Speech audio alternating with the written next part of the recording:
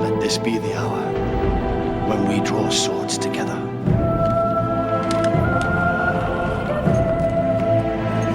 Good morning, everybody.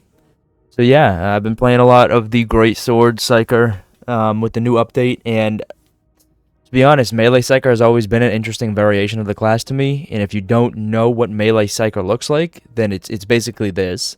It is obvious that this contest cannot be decided by our knowledge of the Force, but by our skills with a lightsaber. And so I thought too. And if you don't get why it's basically like that, then you're probably on the wrong channel. But the original Blaze Force sword has always been very fun. I've always liked it a lot, but for me, it was always unable to justify not using a staff or some other warp ability to really pump your peril into. So I usually just defaulted to the dueling sword. It's kind of like a casual, right? Now, the update to the Psyker's tree made Scryer's Gaze melee Psyker a lot more attractive with the addition of the rightmost blob of perks, including Soul Drinker and By Crack of Bone, but still not enough to make me want to play a pure melee Psyker. And this big fat bitch comes along, and I said, looks kind of tasty. Let me try a little nibble. And I ended up actually liking it a lot, but really only the MK8 variant. The MK6 has that weird downward strike down attack pattern that I really can't get behind, so what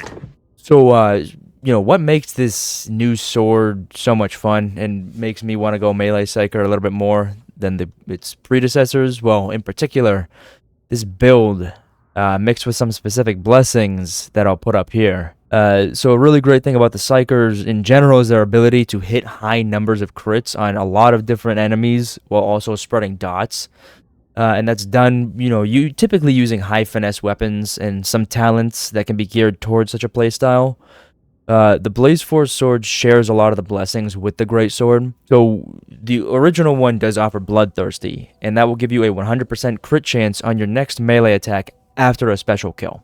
So, you are really killing a lot of specials, so that is great. I do love that. But the Great Sword does offer Warp Slice.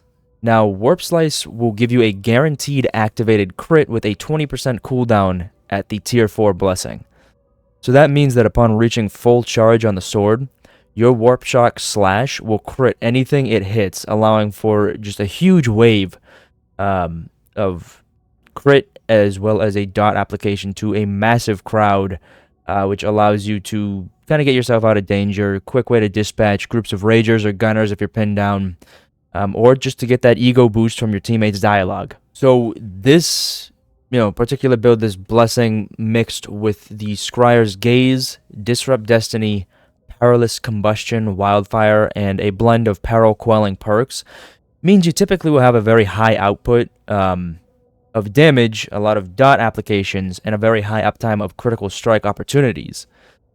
The potential of that can be furthered using Murderous Tranquility, Blazing Spirit, or Unstable Power to deal with peril management, dot applications, or strength based on peril, all while using Warp Slice as well. For me, that's kind of like a non-negotiable blessing to have on that weapon. Because in my opinion, that Warp Slash is really it's kind of like the focal point of it. So, based off talents alone, though, you should have no issue with getting to 30 stacks of Scryer's Gaze. So, for me, Murderous Tranquility, that kind of leaves it towards the bottom of that list that I just described, where Blazing Spirit and Unstable Power really are my two favorites right now. The talents can also be switched up as well depending on your playstyle. So, for instance, you could swap Warp Rider with Purloin Providence. Or if you're not a fan of Soul Blaze, you can apply Perilous Combustion and Wildfire elsewhere. If you want more toughness regeneration, maybe you want more speed based on peril level, right? I do find that the Charged Strike proccing with Enfeeble underneath the Smite kind of little tree right there, that combo does do enough damage, and it procs often enough where it does make that combo pretty worth it, especially with this sword, especially on enemies that you're hitting a lot, like Crushers or kind of boss enemies. But yeah, I just wanted to talk about this weapon a little bit, give you guys possibly a little glimpse into something you might not have thought about. But anyways, that's it from me. Thank you guys for watching. I hope you enjoyed the video and are enjoying the update as well.